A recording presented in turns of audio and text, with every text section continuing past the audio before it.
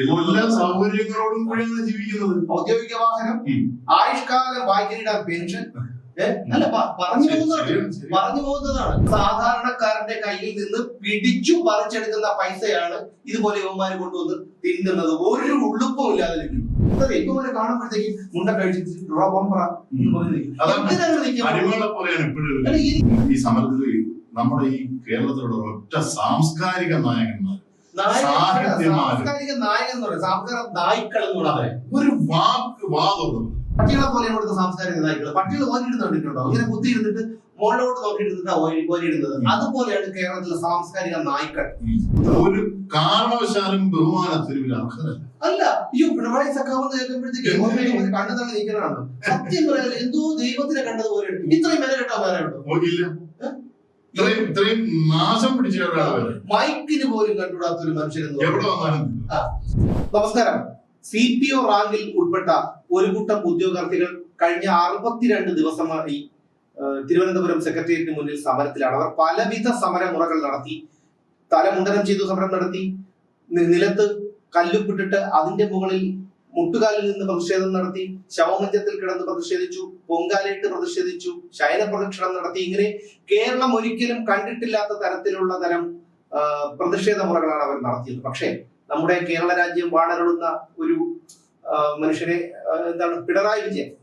വിജയൻ പിണറായി അയാള് ഒന്ന് കാണാൻ പോലും തയ്യാറായിട്ടില്ല എന്നുള്ളതാണ്. കാരണം ഇവരുടെ ഈ ഉദ്യോഗാർത്ഥികളുടെ കൂടി അവരുടെ കുടുംബാംഗങ്ങളുടെ കൂടി നികുതി പണം കൊണ്ടാണ് 4 നേരം മൃഷ്ടാനം ഉരുട്ടി വിഴുങ്ങുന്നത്.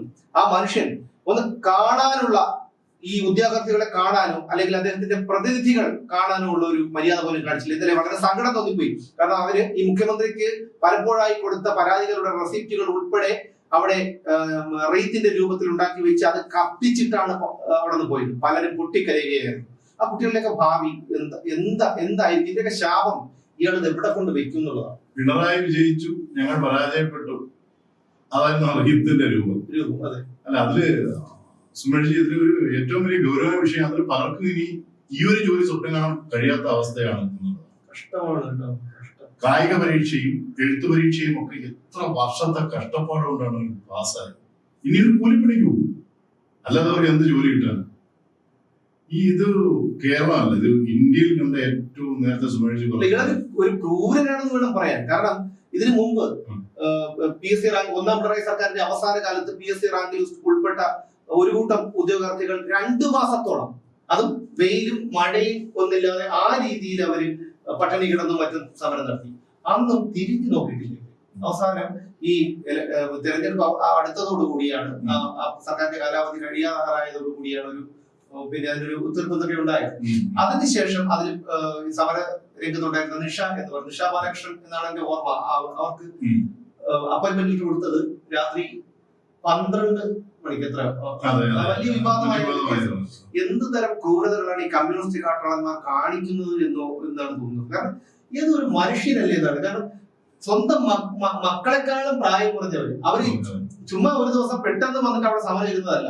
അവർ ഈ പറയുന്നത് പോലെ അവരുടെ മാതാപിതാക്കളുടെ കൂലിപ്പണിക്കാരായിരിക്കും, അല്ലെങ്കിൽ വിദേശത്ത് കിടന്ന് കഷ്ടപ്പെടുന്നവരായിരിക്കും, അല്ലെങ്കിൽ അങ്ങനെ കിടപ്പ് രോഗികൾ ഉണ്ടാവാം. അപ്പൊ ഇവരുടെ സ്വപ്നം എന്താണ്?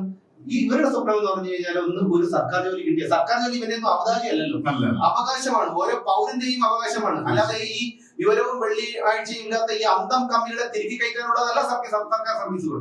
അവിടെയാണ് ഈ കുട്ടികൾ വന്നിട്ട് 62 മനുഷ്യൻ, അതായത് നമ്മുടെ ഈ ഹൃദയത്തിനകത്ത് അവിടെ അതുവഴി കടന്നു പോയിട്ടുള്ള ആൾക്കാർക്കറിയാം, ഹൃദയം എന്നുള്ള ഒരു അവയവം ഉള്ള ഒരാളാണെങ്കിൽ അവരടുത്തൊരു അവരെ നോക്കുമ്പോൾ നമുക്ക് സങ്കടം തോന്നും. പക്ഷെ ഈ ഒരു മനുഷ്യൻ, കാരണം ഇയാളൊന്ന് ആലോചിച്ച് നോക്കൂ, ഇവിടെ ഇവരുടെ നമ്മുടെ സാധാരണക്കാരുടെ ജനങ്ങളുടെ പണം ഇപ്പൊ കപിൽ സിബലിന് കേന്ദ്ര സർക്കാരിനെതിരെ ആയിട്ടുള്ള കേസ് നടത്താൻ കപിൽ സിബലിന് കൊടുത്തത് ഏകദേശം 1 കോടിക്ക് ഇയാളെ വെട്ടിന്നുള്ളതാണ്. അല്ല, അപ്പൊ ഈ പിള്ളേർ എന്തെല്ലാം ചെയ്തു. കാരണം ഉപ്പുകല്ല് അത് എന്നാലെങ്കിലും ഈ കണ്ണ് തുറക്കട്ടെ എന്ന് വിചാരിച്ചിട്ട് അവർ ചെയ്യുന്നത്. പക്ഷെ അതിന് പോലും കണ്ണ് തുറക്കാതെയാണ് ഇയാൾ ഈ പണി കാണിച്ചതെന്ന് പറഞ്ഞു കഴിഞ്ഞാല് എന്തൊരു വിരോധാഭാസമാണ് ഇവിടെ. എന്നിട്ട് ഏറ്റവും വലിയ എന്ന് പറഞ്ഞു കഴിഞ്ഞാല് 11 മാസങ്ങളായിട്ട് ഇവര് DYFI നേതൃത്വത്തിന്റെ പുറകെ നടക്കുകയാണ്. ആരാണ് DYFI നേതൃത്വം? ഇവരുടെ ആൾക്കാരാണല്ലോ. ഡിവൈഎഫ്ഐ നേതൃത്വത്തിൽ നടക്കുകയാണ്. അതുകൂടാതെ MP ഗോവിന്ദൻ പാർട്ടി സെക്രട്ടറി അയാളെ കാണാൻ പോയപ്പോ വളരെ മോശമായിട്ടുള്ള ഒരു സമീപനമാണ് അയാളുടെ ഭാഗത്തു നിന്നുണ്ടായതെന്നാണ് ഉദ്യോഗാർത്ഥികൾ പറയുന്നത്. അപ്പൊ എങ്ങനെയാണ് കാരണം ഇവർക്ക് സാമ്പത്തിക പ്രതിസന്ധിയാണ് കാരണമായിട്ട് പറയാം. സാമ്പത്തിക PSC സർക്കാരിന്റെ മുകളിൽ വെച്ചു, അവർക്കൊന്നും ചെയ്യാനില്ല. PSC പറയുന്നത് ഈ കാലാവധി നീട്ടേണ്ടത് സർക്കാരാണ്. എന്തുകൊണ്ട് നീട്ടാൻ പറ്റുന്നില്ല? നേരത്തെ സുമേഷ് പറഞ്ഞു സാമ്പത്തിക പ്രതിസന്ധി. ഇതൊക്കെ ആരുണ്ടാക്കി വെച്ചതാണ് ഈ സാമ്പത്തിക? ഇനി വേറൊരു രസമുണ്ട്. PSC എത്ര മെമ്പർമാരുണ്ട്? എനിക്ക് എന്റെ ഓർമ്മയിൽ ഇവിടെ 21 പേരെന്തോ ഉണ്ട്. മറ്റ് സ്റ്റേറ്റുകൾ എടുത്ത് നോക്കും, 9 പേര് 8 പേര് ആണ് ഇന്ത്യയിലെ എല്ലാ സ്റ്റേറ്റുകളിലും എന്റെ അറിവിലുള്ളത്. PSC ഇവിടെ 21 പേര്. നമ്മുടെ V ശിവൻകുട്ടിയുടെ ഭാര്യ ഉൾപ്പെടെ 21 പേരാണ് ഇവിടെ PSC എല്ലാ സൗകര്യങ്ങളോടും കൂടിയാണ് ജീവിക്കുന്നത്. ഔദ്യോഗിക വാഹനം, ആയുഷ്കാലം, വായ്ക്കിരീട പെൻഷൻ. അല്ല, പറഞ്ഞു പോകുന്നതാണ്. കാരണം ഇവിടുത്തെ സാധാരണക്കാരുടെ ഈ മീൻ വിറ്റും ഓട്ടോറിക്ഷ ഓടിച്ചും കരിങ്കല്ല് ചുമന്നും വഴിവാണിപ്പം നടത്തിയും ജീവിക്കുന്ന സാധാരണക്കാരന്റെ കയ്യിൽ നിന്ന് പിടിച്ചു പറിച്ചെടുക്കുന്ന പൈസയാണ് ഇതുപോലെ യുവമാര് കൊണ്ടുവന്ന് തിന്നുന്നത്. ഒരു ഉള്ളുപ്പും ഇല്ലാതെ നിൽക്കുന്നു. ഇതിനേക്കാളും ഭേദം ഈ അധ്വാനിക്കുന്നില്ല, അധ്വാനിക്കുന്നവരെ വേർപ്പ് നക്കി ജീവിക്കുന്നതാണ്. ഇത് ഒരു നേരത്തെ പറഞ്ഞതുപോലെ ഈ മുഖ്യമന്ത്രിയെ കാണാൻ പെർമിഷൻ ഇല്ലാത്ത എത്ര ആലോചിച്ചു നമുക്ക് പിടികിട്ടുന്നത്. ഒരു ദിവസത്തെ അല്ല 2 ദിവസത്തെ അല്ല, ലോകം മുഴുവൻ ശ്രദ്ധിക്കപ്പെട്ട സമരത്തിൽ അവർ എത്ര തവണ അപേക്ഷിച്ചത് മുഖ്യമന്ത്രി ഒന്ന് കണ്ട് സംസാരിക്കും. അല്ല, അയാൾക്ക് പറ്റിയത് ശ്രീജിത്തിനെ പോലുള്ളവരാണ്. കാരണം അങ്ങനെയെങ്കിലും ഒന്ന് സമാശ്വസിക്കല്ലോ. ശ്രീജിത്ത് ചെയ്തത് ശരിയാണെന്നല്ല നമ്മൾ ഈ പറയുന്നത്. അല്ല, അത് ശ്രദ്ധിക്കപ്പെട്ടു. അതെന്തായാലും കേട്ട് കാണും, തെറി വിളിച്ചതല്ലേ? അല്ലെ, ഈ അയാളെ തെറി വിളിക്കാത്ത ആരാണുള്ളത്? ഒന്ന് പറഞ്ഞു കേട്ടാ, ഒന്ന് പറഞ്ഞ. ഇന്ന് തന്നെ നമ്മൾ പുറത്ത് ഷൂട്ടിങ്ങിന് പോയി. ഈ ഷൂട്ടിന് പോയപ്പോ നമ്മൾ എവിടെയെല്ലാം ഇറങ്ങി. എവിടെ എത്ര പേര്, കുറഞ്ഞൊരു 6 പേര് 5-6 പേര് ഇയാളെ തെറി വിളിച്ചിട്ടില്ലേ? അത് മാത്രമല്ല, ഇത് ഈ പിണറായി വിജയന്റെ മുഖം TV വരുമ്പോ ചാനൽ മാറ്റുന്ന ഒരു അവസ്ഥയിലേക്ക് അത് പണ്ടേ ഉണ്ട്. അതായത് നമ്മൾ ഈ കൊറോണ വരുമ്പോഴത്തേക്കും പ്രളയം വരുമ്പോഴേക്കും 6 മണിക്ക് താടിയിൽ മാസ്കും കെട്ടി വന്നിരിക്കും, ഒരു അപശകുനം പോലെ. നമ്മൾ ഈ മൂദേവി കയറി എന്ന് പറയും. ഈ സത്യസമയത്ത് നമ്മൾ ഈ ഇതിൽ എന്താണ് കുറച്ച് വിശ്വാസവും കാര്യങ്ങളൊക്കെ ഈശ്വര വിശ്വാസവും ഉള്ളതാണ്. അപ്പൊ അതുകൊണ്ട് ചിലപ്പോൾ അന്ധവിശ്വാസം എന്ന് കമ്പികൾ പറയുമായിരിക്കും. എന്നാലും എനിക്കത് വിഷയമല്ല. പക്ഷെ ഞാൻ പറയുന്നത്, നമ്മൾ ഈ ത്രിസന്ധ്യ സമയത്ത് വിളക്ക് കൊടുത്തപ്പോ ഈ മൂദേവി പോലെ വന്ന് താടിയിൽ മാസ്കും കെട്ടി ഇരിക്കുന്നതേ സത്യം പറഞ്ഞ അപ്പ TV ഓഫി തല്ലിപ്പൊട്ടിക്കാൻ തോന്നുന്നു. പൈസ കൊടുത്ത് വാങ്ങി EMI വാങ്ങിച്ചതാണ്. അപ്പൊ അതുകൊണ്ട് തല്ലിപ്പൊട്ടിക്കില്ല. ഈ ഒരു സമരത്തിന് ഈ പിണറായി വിജയന്റെ കൂടെയുള്ള ഒരാളും ഇയാളെ പേടിച്ചിട്ടാണോ? എന്തൊരു ഗതികേടാണ്. നട്ടലില്ലാത്തൊരു വർഗമായിട്ട് ഇവര് ഈ നേരത്തെ പറഞ്ഞ പോലെ ഒരു കോർപ്പറേറ്റ് കമ്പനിയായിട്ട് ഇവര് മാറിപ്പോയി. അതാണ് പറഞ്ഞത്, അത് കോർപ്പറേറ്റ് കമ്പനിയാണിത്. ഇതിപ്പോ കമ്മ്യൂണിസ്റ്റ് ഈ CPM എങ്ങനെ ഒരു പ്രസ്ഥാനം എന്ന് പറയാൻ പറ്റും, ഒരു രാഷ്ട്രീയ പാർട്ടി എന്ന് പറയാൻ പറ്റും? ഇതൊരു കോർപ്പറേറ്റ് കമ്പനിയാണ്. ഇപ്പൊ എന്താണ്, അദാനി ഗ്രൂപ്പ് പോലെ അല്ലെങ്കിൽ റിലയൻസ് പോലെ ഒരു കോർപ്പറേറ്റ് കമ്പനിയാണ് ഈ പറയുന്ന പിന്നെ കമ്മ്യൂണിസ്റ്റ് പാർട്ടി, ഇവിടുത്തെ CPM. അവിടുത്തെ ചെയർമാൻ അല്ലെങ്കിൽ അവിടുത്തെ ഏറ്റവും മേധാവിയാണ് പിണറായി. ബാക്കിയുള്ളവരെന്ന് പറഞ്ഞാൽ അവിടുത്തെ ബോർഡ് മെമ്പേഴ്സ്. ബാക്കിയുള്ള ഈ പറയുന്ന എന്താണ് അണികൾ എന്ന് പറയാൻ പറ്റില്ല, അവർ ആശ്രിതരാണ്. കാരണം ഒരു കശുവണ്ടി ഫാക്ടറി ആയിരുന്നാലും ശരി, അതുപോലെ ഒരു തൊഴിൽശാലയാണെങ്കിൽ ആ മുതലാളിയെ ആശ്രയിച്ച് നിൽക്കുന്ന അവിടെ പണിയെടുക്കുന്ന ആൾക്കാരുണ്ട്. ശബ്ദിക്കാൻ പറ്റില്ല. ഇത് പിന്നെ പണിയെടുക്കുന്നില്ല, കാരണം വല്ലപ്പോഴും കിട്ടുന്ന ബക്കറ്റ് പിരിവ് മതി പോലെ കുറെ പേർ. അവർ പിന്നെ എന്ത് പോക്കർത്തനം കഴിഞ്ഞാലും പാർട്ടിയുണ്ട്. ആ ഒരു പാർട്ടി ഉള്ളതിന്റെ ബലത്തിലാണ് ഇവർ നിൽക്കുന്നത്. പിന്നെ പിണറായി വിജയന്റെ മറ്റൊരു ധൈര്യം എന്ന് പറഞ്ഞാൽ പുല്ലാണ്. കാരണം ഇനി എങ്ങനെയൊക്കെ നമ്മള് സമരം ചെയ്താലും, തലകുത്തി നിന്ന് സമരം ചെയ്താലും, ഈ ആത്മാഹുതി ചെയ്താൽ പോലും 3ാം തവണയും പിണറായി സർക്കാർ തന്നെ അല്ലെങ്കിൽ ഇടതുപക്ഷ സർക്കാർ തന്നെ അധികാരത്തിൽ വരും എന്ന ഉറച്ച വിശ്വാസം അവർക്കുണ്ട്. കാരണം എന്താണ്, ഇവിടെ ഒരു എന്താണ് നട്ടല്ലില്ലാത്ത ഒരു പ്രതിപക്ഷ നേതാവുണ്ട്, 100%. VD സതീശൻ. ഇയാൾക്ക് എന്താണ് വേണ്ടത്? ഇയാൾക്ക് ക്യാബിനറ്റ് റാങ്ക് ഉണ്ട്. ക്യാബിനറ്റ് റാങ്ക് മന്ത്രിമാർക്ക് അംഗീകാരം മാത്രമല്ല എന്നുള്ളത്. 10-32 പേഴ്സണൽ സ്റ്റാഫ്, ഔദ്യോഗിക വസതി, വാഹനം ഉൾപ്പെടെ ഈ പറയുന്ന വ്യക്തി രമേശ് ചെന്നിത്തല ആയിരുന്നപ്പോ എന്തെല്ലാം സർക്കാരിനെ പ്രതിരോധത്തിലാക്കുന്ന എത്രയോ വിഷയങ്ങളിൽ അദ്ദേഹം കോടതിയെ സമീപിച്ചു. ഈ കിഴങ്ങൻ എന്തെങ്കിലും ചെയ്തിട്ടുണ്ടോ? ഇയാൾ വന്നിട്ട് K. സുധാകരൻ KPCC അധ്യക്ഷനായപ്പോൾ നമുക്കൊക്കെ വലിയ പ്രതീക്ഷ.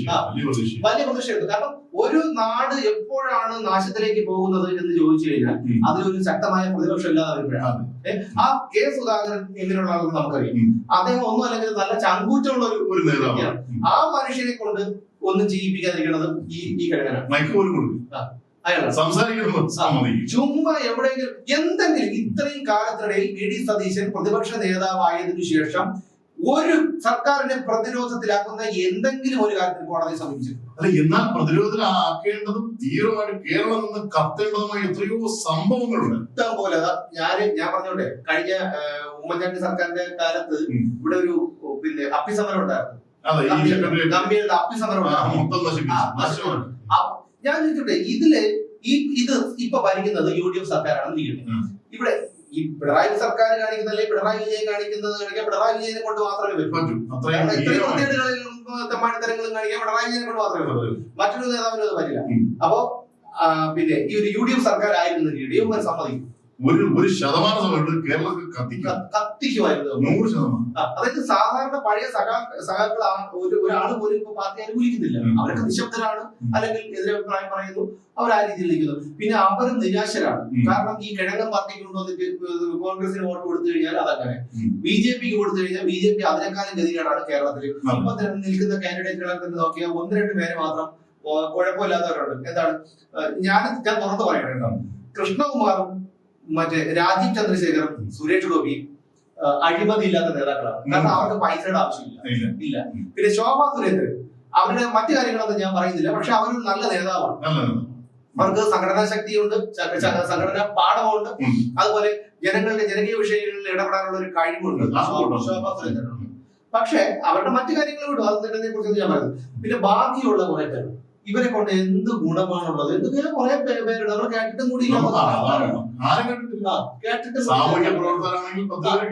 പിന്നെ മുരളീധരൻ ഇപ്പൊ കേന്ദ്രമന്ത്രി ആയ സ്ഥിതി ആയതുകൊണ്ട് തൽക്കാലം കുഴപ്പമില്ല. കാരണം കോഴിക്കോട് മണ്ഡലത്തിൽ മത്സരിച്ചു കഴിഞ്ഞാലും അവർക്ക് ജയിച്ചു കഴിഞ്ഞാൽ ഇപ്പൊ ഉള്ള സ്ഥാനാർത്ഥികളിൽ ഭേദം അങ്ങനെ തന്നെയാണ് എന്ന് വേണമെങ്കിൽ നമുക്ക് പറയാം. പിന്നെ ബാക്കിയുള്ളവരെല്ലാം എന്ത് ഗുണമാണ്? അപ്പൊ ജനങ്ങൾ ആകെ നിരാശരാണ്. ജനങ്ങൾ ഇപ്പൊ എല്ലാവരും നമ്മളിപ്പോ സ്കൂളിൽ പഠിച്ചപ്പോ എന്താണ് പറയുന്നത്? പിന്നെ ബ്രിട്ടീഷുകാർ നമ്മളെ അടിമകളാക്കി വെച്ചു. ഞാൻ ഒരിക്കലും അത് വിശ്വസിക്കില്ല. കാരണം പണ്ടത് വിശ്വസിച്ചിരുന്നു, ഇപ്പൊ ഞാൻ വിശ്വസിക്കുന്നില്ല. കാരണം തന്നെ ഇപ്പോഴും നമ്മൾ അടിമകളല്ലേ? ഇപ്പോഴാണ് യഥാർത്ഥ അടിമകൾ. ഇപ്പോഴും അന്ന് സാഹിബിന്റെ അടിമ ഇപ്പൊ നാടൻ സാഹിബിന്റെ അടിമ. ഇവർക്ക് നാടൻ സാഹിബ് മുടക്ക് മുതലില്ലാതെ നടത്താവുന്ന ഒരു കച്ചവടമാണ് രാഷ്ട്രീയം. അങ്ങനെയുള്ള കുറച്ച് കാര്യങ്ങളേ ഉള്ളൂ. ഇപ്പൊ ഞാനിപ്പോ പറഞ്ഞത് എന്താണ്, ഇപ്പൊ ഈ കൃഷ്ണകുമാറിന്റെ ആയിരുന്നാലും ഈ സുരേഷ് ഗോപിയുടെ ആയിരുന്നാലും രാജീവ് ചന്ദ്രശേഖരൻ ആയിരുന്നാലും മറ്റ് കാര്യങ്ങളൊന്നും എനിക്കറിയില്ല. ഇവർ കുറെ വികസന പ്രവർത്തനങ്ങൾ ചെയ്തു എന്നുള്ളതേ ഉള്ളൂ. അവരുടെ സ്വകാര്യ വശങ്ങളെ കുറിച്ച് എനിക്കറിയാം, ആവശ്യമില്ല. അതെങ്ങനെ ആയിക്കോട്ടെ, ആയിക്കോട്ടെ, അതിന് ആ ഒരു കാര്യമുണ്ടായിരുന്നു. അപ്പം ഇപ്പൊ അവർ ചെയ്യുന്നത് എന്താണ്? ഇപ്പൊ നമ്മൾ അടിമകൾ തന്നെയാണ്. ഇത് ജനങ്ങളൊന്ന് ചിന്തിക്കണം. കാരണം നമ്മൾ പറഞ്ഞു പഠിച്ചതാണ്, ഒരു രാജ്യവും സ്വാതന്ത്ര്യം കിട്ടിയ ശേഷം പറയില്ല അവർ നമ്മളെ അടക്കി ഭരിച്ചിരുന്നില്ല എന്നുള്ള കാര്യം. ബ്രിട്ടീഷുകാർ ഇന്ത്യയിൽ വന്നില്ലായിരുന്നെങ്കിൽ ഈ കാണുന്ന വികസനം പോലും ഇന്ത്യയിൽ ഉണ്ടാകുമായിരുന്നില്ല.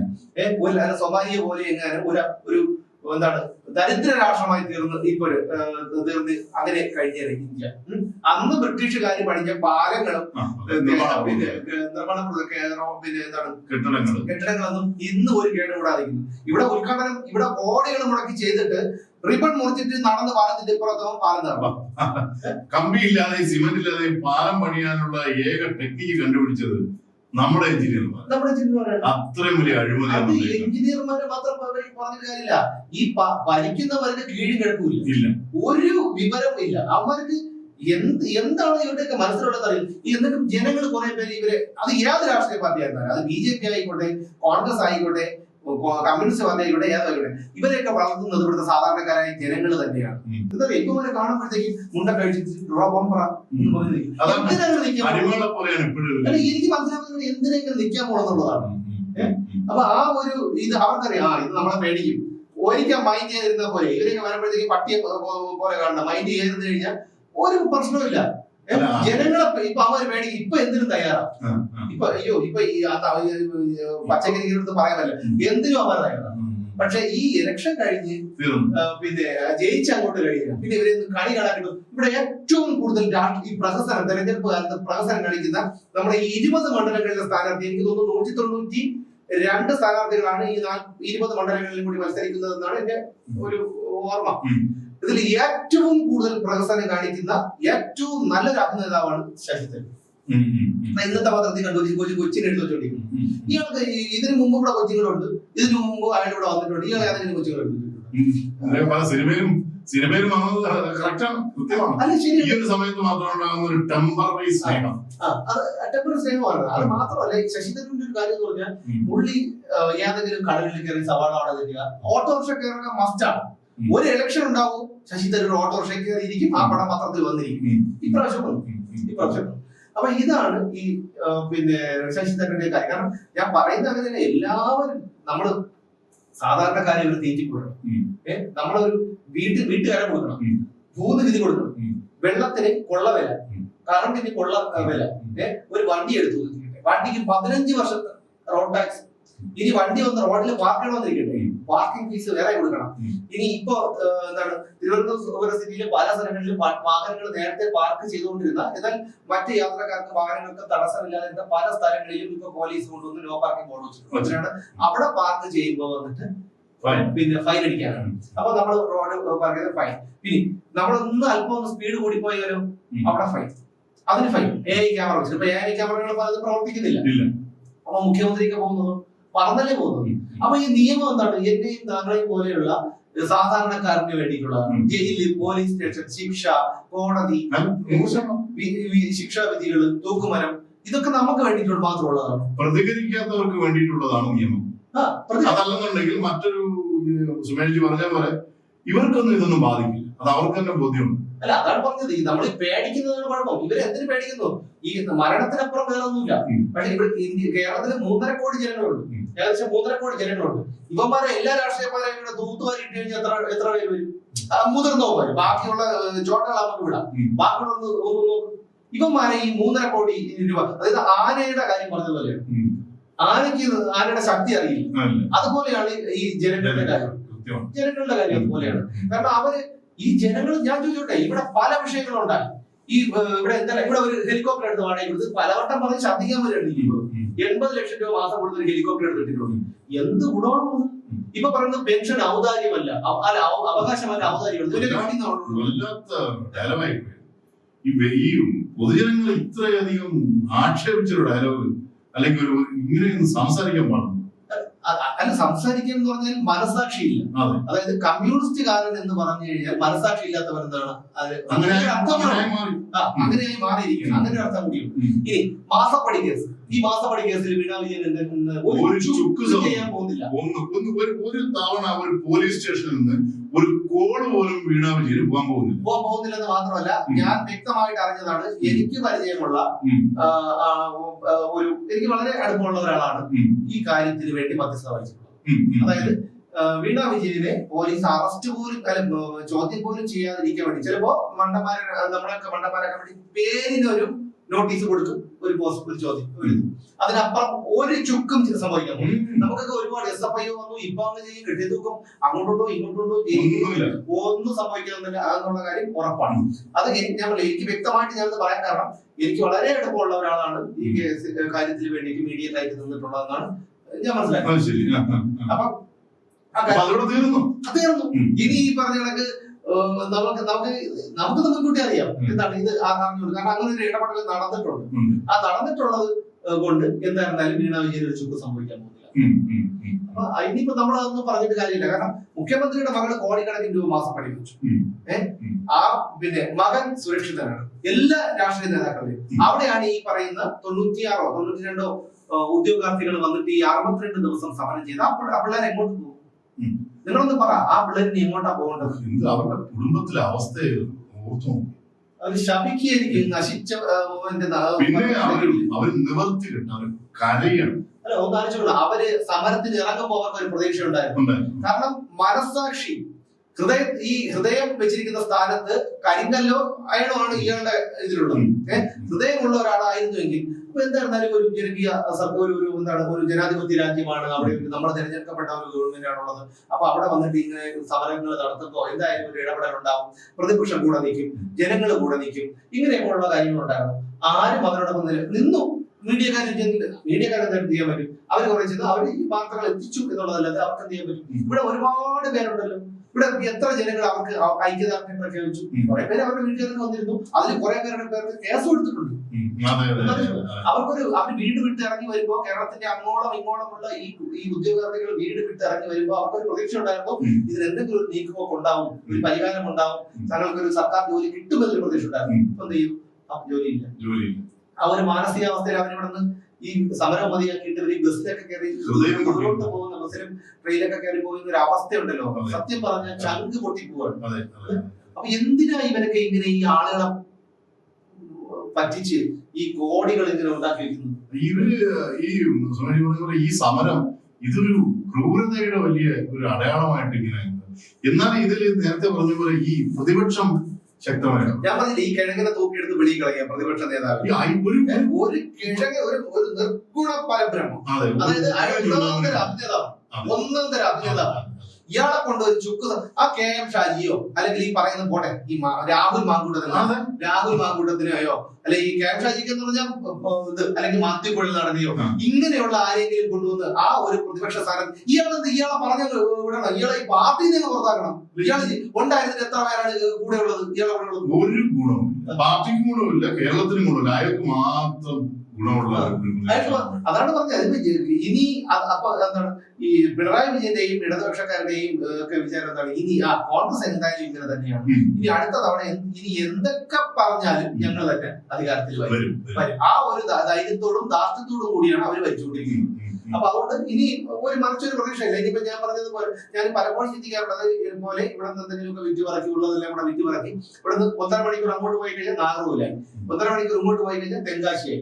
അവിടെ തമിഴ്നാട്ടിൽ ചെന്നിട്ട് എന്തെങ്കിലും ജോലി ചെയ്തോ അല്ലെങ്കിൽ ഉള്ള പൈസ കൊണ്ട് എന്തെങ്കിലും ചെറിയൊരു വീടോ എന്തെങ്കിലും വാങ്ങിച്ചിട്ട് അവിടെ എന്തെങ്കിലും ജോലി അല്ലെങ്കിൽ ഇതേപോലെ കിടത്തി നമുക്ക് എവിടെ ഇരുന്നാലും മതിയല്ലോ, സുഖമായിട്ട് ജീവിക്കാം.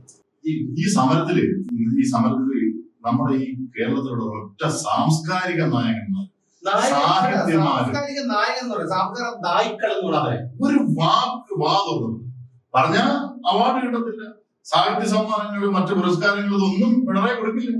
പിണറായി നോക്കിയിരിക്കുകയാണ്, ആരെങ്കിലും ശബ്ദിച്ചാൽ അപ്പോഴേ എഴുതി വെക്കും. അവന്റെ ലൈവ് അതോടെ തീർന്നത് അല്ലേ? അല്ല, അതാണ് അത് അവർക്ക് ഈ സാംസ്കാരിക നായ്ക്കൾക്കൊക്കെ വേണ്ടത്. നായകനെ ഞാൻ ഒരിക്കലും പിടിക്കില്ല, സാംസ്കാരിക നായ്ക്കൾ. ഈ നായ്ക്കൾക്ക് വേണ്ടത് എന്താണ്? പുരസ്കാരങ്ങളാണ്. ബോർഡുകളുടെയും കോർപ്പറേഷന്റെയും ബോർഡുകളുടെയും ഒക്കെ തലപ്പത്തിരിക്കുക, ബോർഡ് മെമ്പർമാരായിട്ടിരിക്കുക, ഇതൊക്കെയാണ് അവർ. അപ്പൊ എന്ത് ചെയ്യും? അവര് ഇതല്ല ഇതിന്റെ അപ്പുറത്തെ പണിയും ചെയ്തു കൊടുക്കും. മനസ്സിലായി? അപ്പൊ മദ്രാസിലൊക്കെ ഒരു നടന്നപ്പോഴേക്കും ഇവിടെ എന്തുമാത്രം പ്രശ്നം, ഉന്നവരൊക്കെ നടന്നപ്പോൾ എന്തെല്ലാം പ്രശ്നങ്ങളാണ് ഇവിടെ. സാംസ്കാരിക നായ്ക്കൾ മെഴുകുതിരി കത്തിക്കുന്നു, അത് കഴിച്ചു പിടിക്കുന്നു, പട്ടി നടക്കുമ്പോൾ അങ്ങോട്ടും ഇങ്ങോട്ടും നടക്കുന്നു. ഇതൊക്കെയാണ് കേരളത്തിലെ ഒരു പ്രശ്നം. കേരളത്തിലെ ഒരു പ്രശ്നം ഇവിടെ ആൾക്കൂട്ടക്കൊല. ഉത്തർപ്രദേശിൽ ഈ പട്ടികളെ പോലെ ഇവിടുത്തെ സാംസ്കാരിക നായ്ക്കൾ. പട്ടികൾ ഓരിടുന്ന കണ്ടിട്ടുണ്ടോ? ഇങ്ങനെ കുത്തിയിരുന്നിട്ട് മുകളിലോട്ട് നോക്കിയിരുന്നിട്ട് ഓരിടുന്നത്. അതുപോലെയാണ് കേരളത്തിലെ സാംസ്കാരിക നായ്ക്കൾ. കാരണം ഉത്തർപ്രദേശിൽ എന്താണ് ആൾക്കൂട്ടക്കൊല നടന്നു, തല്ലിക്കൊന്നു, മുസ്ലിമിനെ തല്ലിക്കൊന്നു. അവന്റെ കയ്യിൽ ബീഫ് ഉണ്ടായിരുന്നു, അവന്റെ കഷത്ത് ബീഫിന്റെ പൊതി ഉണ്ടായിരുന്നു, അവന്റെ പാന്റിന്റെ നിക്കറിന്റെ പോക്കറ്റിൽ ബീഫ് ഫ്രൈ ഉണ്ടായിരുന്നു. ഇതാണ് ഇവന്മാർ പ്രചരിപ്പിക്കുന്നത്. ഇവിടെ കഴിഞ്ഞ ആഴ്ച കൂടി ഒരു അന്യസംസ്ഥാന തൊഴിലാളിയെ തല്ലിക്കൊന്നു. ആൾക്കൂട്ടക്കൊല, ഒരു ആൾക്കൂട്ടക്കൊല. അവൻ എന്തിനോ പോട്ടെ, അവൻ എന്തിനോ, അവൻ അവിഹിതത്തിനോ എന്തിനോ പോട്ടെ. ഒരു സ്ത്രീക്കും പുരുഷനും സമ്മതമാണെങ്കിൽ അവർക്ക് എന്തോ ആവാനുള്ള ഒരു നിയമമുള്ള ഒരു നാടാണ്. അവർ പോയിട്ട് അവരെ തല്ലിക്കുന്നു. അതൊന്നും വലിയ അവിടെ ചർച്ചയില്ല.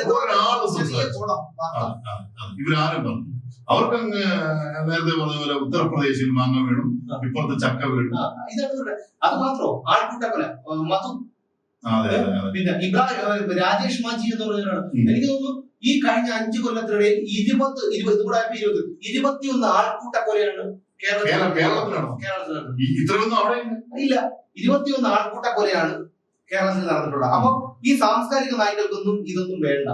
മനസ്സിലായി? അപ്പൊ ഇതൊന്നും നമ്മൾ പറഞ്ഞു വന്ന വിഷയത്തിൽ നിന്ന് മാറിപ്പോയി. കാരണം ഇയാളെ കുറിച്ചും ഈ ഭരണത്തെ കുറിച്ചും ഈ നശിച്ച കമ്മ്യൂണിസ്റ്റ് പാർട്ടിയെ കുറിച്ചും പറഞ്ഞു തുടങ്ങി കഴിഞ്ഞാൽ നിർത്താൻ പറ്റില്ല. കാരണം ആ രീതിയിൽ എത്ര സമയം വേണമെങ്കിൽ പറഞ്ഞുകൊണ്ടിരിക്കും. പിന്നെ ഇതിപ്പോ തെരഞ്ഞെടുപ്പ് കാലമാണ്, ജനങ്ങള് ചിന്തിക്കേണ്ട ഒരു കാര്യമാണ് ആര് വേണം ആര് വേണ്ട എന്നുള്ള കാര്യം. എല്ലാം എന്റെ ഒരു അഭിപ്രായത്തിൽ ചേട്ടാ നോട്ടേക്ക് അതാണ് ചെയ്യുന്നത്. എന്നാലേ പഠിക്കുള്ളൂ എന്ന് പറയുന്നത്. പിന്നെ അല്ലാതെ ഏത് രാഷ്ട്രീയ കക്ഷി വന്നാലും നമുക്കൊരു പിന്നെ ഈ പറഞ്ഞതുപോലെ BJP ഒന്ന് നോക്കിക്കഴിഞ്ഞാൽ എന്തെങ്കിലുമൊക്കെ വികസന പ്രവർത്തനങ്ങൾ ചിലപ്പോ നടത്തുമെന്ന് തോന്നുന്നു. കാരണം അവര് നടത്തുന്നുണ്ടില്ല. അല്ല, നരേന്ദ്രമോദി ഉണ്ടാക്കി വെച്ച ഒരു പ്രഭാവത്തിൽ ഇവിടെ കുറെ എണ്ണം അർമാദിക്കും. അതെല്ലാം ഇവര് നശിപ്പിച്ചുകൊണ്ടിരിക്കുകയാണ്. അപ്പൊ ഇപ്പൊ രാജ്യചന്ദ്രശേഖരൊക്കെ കേരളത്തിൽ ജയിച്ച് ഇവിടെ തിരുവനന്തപുരം മണ്ഡലത്തിൽ ജയിച്ചു കഴിഞ്ഞാൽ അദ്ദേഹം ചെയ്യും. കാരണം പുള്ളിക്ക് പണത്തിന്റെ ആവശ്യമില്ല. അപ്പൊ അതുകൊണ്ട് അത് പക്ഷെ നമ്മൾ അങ്ങനെ ചിന്തിക്കാൻ തയ്യാറല്ല. അയ്യോ BJP ഇതാണ് പ്രശ്നം. BJP അവരെന്താ ഇന്ത്യ ഭരിക്കുന്ന പാർട്ടിയാണ്, ഒരുപാട് നേരിട്ട് നന്മകൾ ചെയ്തിട്ടുള്ള പാർട്ടിയാണ്. അവരെ കൊണ്ടുവരണം, അവർക്ക് അവസരം കൊടുക്കണം. മാറി മാറി വരുന്ന ഈ UDF LDF സർക്കാരുകൾ ഇവരുടെ പോസ്റ്ററുകള്, ഈ വലിയ വലിയ കട്ടൗട്ടുകൾ MLA MP അവരെ സ്വന്തം കയ്യിൽ നിന്ന് പൈസ ഇറക്കി ചെയ്തവരാണ് ഈ കാണുന്നത്. അതായത് ഇവരൊക്കെ ഒരു ദൈവിക പരിവേഷത്തോടുകൂടിയാണ് കാണുന്നത്. എന്തിനാണ് ദൈവികമാരുടെ നമ്മളെ വേർപ്പ് നമുക്ക് ജീവിക്കുന്നവരാണ് ഈ രാഷ്ട്രീയക്കാരന്മാർ. അപ്പൊ നമ്മൾ എന്തിനാണ് ഇങ്ങനെ കാണുന്നത് എന്നാണ് എനിക്ക് മനസ്സിലാവുന്നത്. അതായത് ഓരോ ഇന്നാണ് ഞാനൊരു വാർത്ത ചെയ്തിരുന്നത്. അതായത് ബോർഡുകൾ ഈറ്റ സംബന്ധിച്ചും ഈറ്റ ക്ഷേമനിധി ബോർഡ്, മറ്റേ ഖാദി ബോർഡ്, മറ്റേ എന്തൊക്കെയാണോ എന്ന് എനിക്കറിയില്ല. അപ്പൊ ഈറ്റ കാട്ടുപള്ളി ക്ഷേമനിധി ബോർഡ്, കള്ളിയത്തൊഴിൽ, അങ്ങനെ ഇതുണ്ട്. അപ്പൊ ഈ പറയുന്ന തൊഴിലാളികൾക്കൊന്നും അവരുടെ നിന്ന് പൈസ തിരിച്ചെടുത്തതാണ്. അവർക്ക് മാസം തോറും കൊടുത്ത അത് കൊടുക്കുന്നില്ല, മാസങ്ങളായി അത് കൊടുക്കുന്നില്ല. അപ്പൊ ആ ബോർഡ് തലപ്പത്തിരിക്കുന്നവർ ഇന്നോവ ക്രിസ്റ്റയാണ്. അത് ഒരുത്തന് പോരാണ്, ഇന്നോവ ക്രിസ്റ്റയാണ്. ഇതൊക്കെ ജനങ്ങൾ കാണുന്നുണ്ടല്ലോ. പിന്നെ അതുകൂടാതെ അല്ലെങ്കിൽ സിയാസ് ചെറിയ വണ്ടിയിൽ നിന്നും അവരെ വണ്ടി കയറൂല. അല്ല സത്യം. അല്ല ഇത് ഞാൻ ബോർഡുകളൊക്കെ മനസ്സിൽ ഓർത്ത് ജനിച്ചു പോയതാണ്. എന്തെങ്കിലും ഉപയോഗം ഉണ്ടായിട്ടാണ്. അല്ല ഞാൻ പറഞ്ഞ ഈ പറഞ്ഞു വരുമ്പോ നമ്മൾ പറഞ്ഞു ഇവിടെ അത്രയും അത്യാവശ്യം ഉണ്ടെങ്കിൽ എന്ത് ചെയ്യണം, ഇവിടെ മാരുതിന്റെ 800 ഉണ്ട്, അല്ലെങ്കിൽ സെലേറിയും ഉണ്ട്, മറ്റേ എക്സ്പ്രസും ഉണ്ട്, അങ്ങനെ ചെയ്യണം. നിർമ്മലാ സീതാരാമൻ സഞ്ചരിക്കുന്ന വണ്ടി മാരുതി അല്ലെ? അല്ല ഞാൻ രാഷ്ട്രീയം അല്ല അതങ്ങനെയുണ്ട്. പിന്നെ അതുകൂടാതെ തന്നെ അല്ലെങ്കിൽ തന്നെ എന്ത് ചെയ്യണം, ഇപ്പം ഈ കെൽട്രോണും ISRO ഒക്കെ ചെയ്യും പോലെ ഒരു ബസ് ഏർപ്പെടുത്തുക. ഒരു ബോർഡിലെ ഓപ്പിലെ എവിടെയാണ് വരേണ്ടതുള്ള അവന്മാരെയൊക്കെ കൂടെ ഒരു ബസ് എന്റെ വീടിന്റെ ഇടയിൽ കൊണ്ടുവന്നിട്ട് കാണിക്കുക, അവിടെ സ്കൂൾ പിള്ളേർ ഓഫീസിൽ കൊണ്ടാക്കുക, വൈകുന്നേരം അതായത് ഒരുത്തന് വേണ്ടി മാത്രം ഒരു ഇന്നോവ ക്രിസ്റ്റ എടുക്കുകയും വാങ്ങുകയും അത് ഇവന്മാരുടെ ചെലവിന് വേണ്ടി ഓരോ മാസം ചെലവഴിക്കുകയും ചെയ്യുമ്പോൾ പൊതുഖജനാവിൽ നിന്ന് എത്ര കോടി രൂപയാണ് നമുക്ക് നഷ്ടപ്പെട്ടുകൊണ്ടിരിക്കുന്നത്. പിന്നെ അതിനെല്ലാം പുറമെയാണ് വാഹനങ്ങൾ കരാറടിസ്ഥാനത്തിൽ എടുക്കുന്നത്. എനിക്ക് മനസ്സിലാത്ത കാര്യം അതാണ്. ഏറ്റവും കൂടുതൽ വാട്ടർ അതോറിറ്റിയിൽ KSEBിലോ